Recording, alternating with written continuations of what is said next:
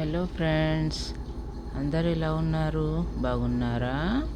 ఈరోజు మనము egg లబాబ్దార్ recipe ఎలా చేయాలో నేర్చుకుందాము. దానికోసం ముందుగా స్టవ్ మీద ఒక ప్యాన్ పెట్టేసుకొని దాంట్లోకి 2 టేబుల్ స్పూన్ల ఆయిల్ని వేసుకోవాలి.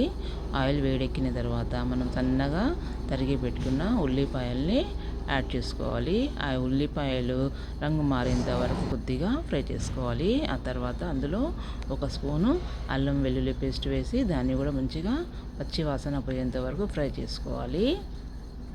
ఆ తర్వాత మనకు కావాల్సిన మసాలాలని అందులో వేసుకోవాలి. దాంట్లో 1/2 spoon haldi, 1 spoon red chilli powder, 1/2 spoon coriander powder, 1/2 spoon jeera powder, 1/2 spoon black pepper powder and 1 spoon salt వేసుకొని వీటన్నిటిని కూడా మిక్స్ చేసుకోవాలి. తర్వాత 2 టేబుల్ స్పూన్ల వాటర్ని కూడా వేసుకొని దీన్ని బాగా ఫ్రై చేసుకోవాలి. ఇది బాగా ఫ్రై అయిన తర్వాత మనము మిక్సీ చేసి పెట్టుకున్న టమాటో పేస్ట్ని ఇందులో యాడ్ చేసుకోవాలి. వీటిని కూడా బాగా కలుపుకోవాలి. ఈ టమాటాలు మొత్తం కూడా దగ్గరికి అయ్యేంత వరకు, అంటే నూనె సపరేట్ అయ్యేంత వరకు ఈ పేస్ట్ని మొత్తాన్ని కూడా మంచిగా ఫ్రై చేసుకోవాలి.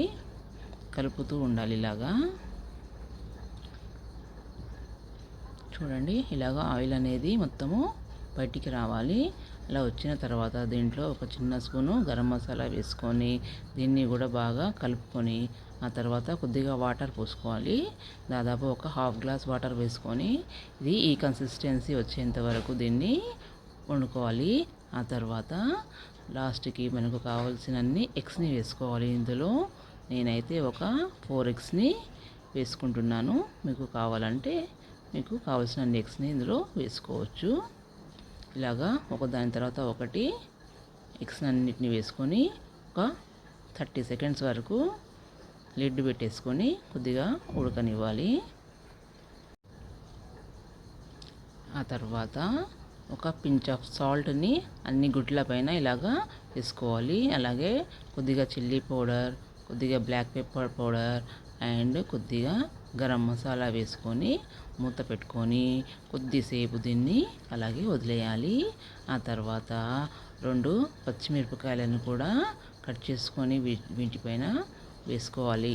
ఆ తర్వాత లాస్ట్లో కొద్దిగా కొత్తిమీర పైనుంచి చల్లుకొని దాన్ని కూడా మూత పెట్టి ఈ ఎగ్స్ అనేటివి మంచిగా ఉడికేంత వరకు లో ఫ్లేమ్లో ఉడకనివ్వాలి. ఇలా వండుకుంటే ఈ కర్రీ చాలా బాగుంటుంది. ఈ టమాటోల్ని పేస్ట్ చేయడం వల్ల పిల్లలకు, చిన్న వాళ్ళకి కొందరికి నచ్చకపోతే పక్కన టమాటాలను తీసేస్తుంటారు కదండి, అలా తీయడానికి అవకాశం ఉండదు. చాలా ఇష్టంగా కూడా తింటారు. అండ్ ఈ కర్రీ కూడా చాలా బాగుంటుందండి.